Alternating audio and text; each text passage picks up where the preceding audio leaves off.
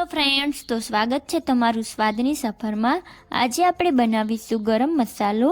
ઘરમાં રહેલી સિમ્પલ સામગ્રીથી આ મસાલો ઝટપટ તૈયાર થઈ જાય છે, જેને તમે બનાવીને મહિનાઓ સુધી સ્ટોર કરી શકો છો। જ્યારે તમે આ મસાલાને 1 ચમચી શાકમાં ઉમેરો તો શાકનો 100 ગણો સ્વાદ વધી જાય છે। તો ચલો ઝટપટ બનાવવાનું શરૂ કરીએ। તો તેના માટે એક જાડા તળિયાવાળી પેનમાં 2 ચમચી ધાણા નાખીશું। મેં અહીંયા બધા જ ઇન્ગ્રેડિયન્ટના માપ આ ચમચી દ્વારા લીધા છે, જેને આપણે રેગ્યુલર યુઝ કરતા હોય। અને 1 ચમચી આખું જીરું નાખીશું। જીરું બહુ વધારે નહીં નાખીએ, તેનું ફ્લેવર સ્ટ્રોંગ હોય છે। ને અડધી ચમચી વરિયાળી નાખીશું।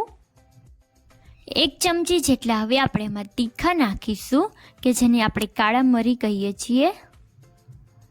ને અડધી ચમચી જેટલા લવિંગ નાખીશું। અને નંગમાં જોઈએ તો આ 10 નંગ જેટલા છે।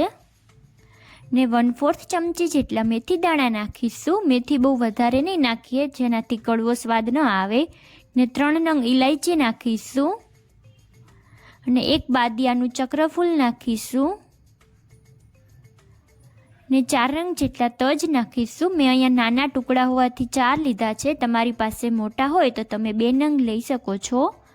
ને 1 નંગ દગલ ફૂલ નાખીશું, કે જેને સ્ટોન ફ્લાવર પણ કહેવામાં આવે છે। આનું ફ્લેવર પણ ગરમ મસાલામાં ખૂબ જ સરસ લાગે છે। ને 3 નંગ લાલ મરચાં લઈશું, ને તેના ડંઠલના ભાગને કાઢી લઈશું। ને મરચાંને 2 ભાગ કરીને એડ કરીશું। તમે આનું પ્રમાણ વધુ ઓછું કરી શકો છો। ને 2 તમાલપત્ર લઈશું, ને તેને પણ આવી રીતે કટ કરી વચ્ચેથી નાખીશું। તો મેં અહીંયા બધા જ મસાલા એડ કરી દીધા છે। હવે આ સૂકા મસાલાને ધીમા ગેસની ફ્લેમ ઉપર ડ્રાય રોસ્ટ કરીશું, જેથી તેમાં મોઇસ્ચરનો ભાગ હોય તો તે વયો જાય, જેથી આપણે બનાવેલો મસાલો લાંબા સમય સુધી સારો રહે। તો 3 થી 4 મિનિટ જેવું થઈ ગયું છે, અને આપણા મસાલાનો કલર પણ ગોલ્ડન બ્રાઉન થઈ ગયો છે। અને એક તમાલપત્રને લઈને જોઈએ તો સરસ એવું તે ભૂકો થઈ જાય છે। તો હવે ગેસની ફ્લેમ બંધ કરીશું, ને તેમાં 1 ચમચી કસૂરી મેથી નાખીશું। ને તેને પણ સરસ રીતે રોસ્ટ કરી લઈશું, જેથી તેમાં મોઇસ્ચરનો ભાગ હોય તો તે નીકળી જાય। મેથીને લાસ્ટમાં જ નાખવાની। તો સરસ એવા મસાલા રોસ્ટ થઈ ગયા છે। હવે તેને એક પ્લેટમાં કાઢી લઈશું। ને આ મસાલાને આપણે ઠંડા થવા દઈશું।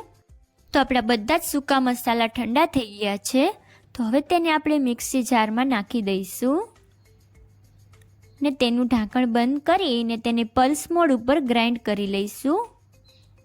ને ત્યારબાદ તેમાં 1/4 ચમચી જેટલી હળદર નાખીશું। ને 1/4 ચમચી જેટલી હિંગ નાખીશું। ને અડધી ચમચી મીઠું નાખીશું। ને અડધી ચમચી સંચળ પાવડર નાખીશું। ને તેનું ઢાંકણ બંધ કરી દઈશું। ને તેને પણ ગ્રાઇન્ડ કરી લઈશું। તો આપણો સરસ એવો મસાલો બનીને તૈયાર થઈ ગયો છે। જ્યારે તમે આ મસાલાની 1 ચમચી શાકમાં એડ કરશો તો તમારા શાકનો સ્વાદ પણ 100 ગણો વધી જશે। તમે આને કોઈ પણ ફરસાણમાં પણ યુઝ કરી શકો છો।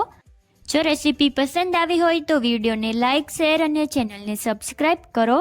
ને મને કોમેન્ટ કરીને જણાવજો કે તમને રેસીપી કેવી લાગી।